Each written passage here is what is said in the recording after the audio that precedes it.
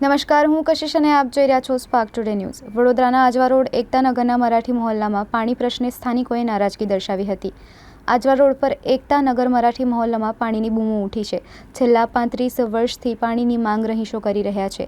પાણી માટે પૈસા ભરાવ્યા બાદ પણ લોકો પાસે ભીખ માંગવી પડે છે। લઘુમતી વિસ્તારમાં સૌપ્રથમ આવી પાણીની લાઈનો જોવા મળી છે।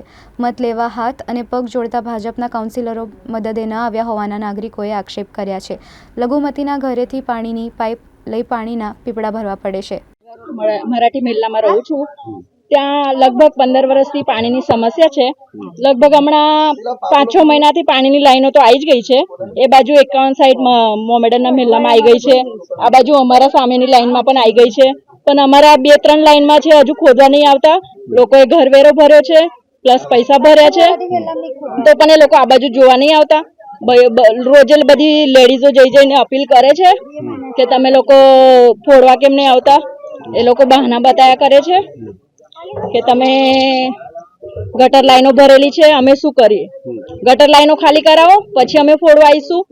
ત્યાં સુધી અમે ફોડવા નહીં આવીએ તો ત્યાં સુધી અમારે વૈતરા કરવાના છે, લોકોના ત્યાંથી નોરા કરીને પાણી ભરવાનું છે। નાના નાના છોકરાઓને મૂકીને નાના છોકરાઓ હેરાન કરે અમને, અમે કેટલી તકલીફ વેઠી હજુ।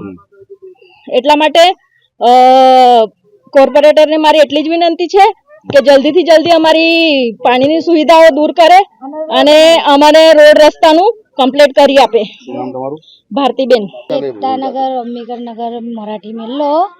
અહીંયા ગાડી અમારે પાણીની જરૂર 2 મહિના અમારી જોડે વેરો ભરાયો, બધો ભરાયો। મોમેડનના મહેલામાં પાણીની લાઈન આવી ગઈ છે અને અમારે અહીં ગાડી પાણી આવ્યું નથી ને અમને ઘડી ઓફિસમાં જઈએ 9 નંબરમાં અમને ઘડી કે આ લાઈન પાણી ગટર લાઈન ભરાઈ ગઈ, તમારી આ ભરાઈ ગઈ, અમારું કોઈ કશું કરવા આવતું નથી। 2 મહિનાથી અમે ધક્કા ખાઈએ છીએ અને સામે અઠવાડિયામાં બધાની લાઈનો આવી ગઈ સામે મહેલા મોમેડનના મહેલામાં, તો અમારું કોઈ જોતું નથી। કેટલા સમયથી આ પાણી કેવી રીતે ભરી રહ્યા છો? આજે 15 વર્ષ થયા અમને પાણીની તકલીફ છે અને આવડો અઠવાડિયામાં આ વેરો બધાનો અમારો તો વેરો આવડો ભરાયો, મને 2 મહિનાથી વેરો ભરી દીધો પણ અમારી લાઈન આવી નહીં। અહીંયા ગાડી મોમેડનના મેલામાં અઠવાડિયામાં લાઈન આવી ગઈ અને અમે જઈએ 2 મહિનાથી ધક્કા ખવડાવે સાહેબ। કોને રજૂઆત કરી આપે?